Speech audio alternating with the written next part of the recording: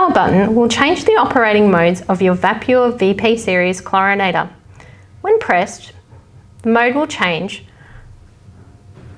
from auto to off to on.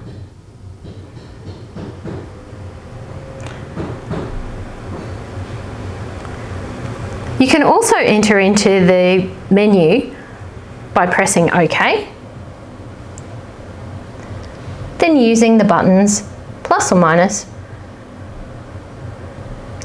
to head to the correct setting,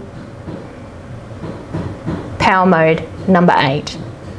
Press OK.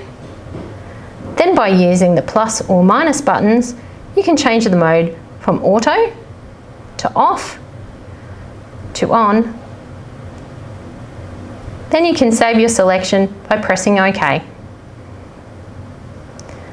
Press the back button to leave the main menu and enter the default display.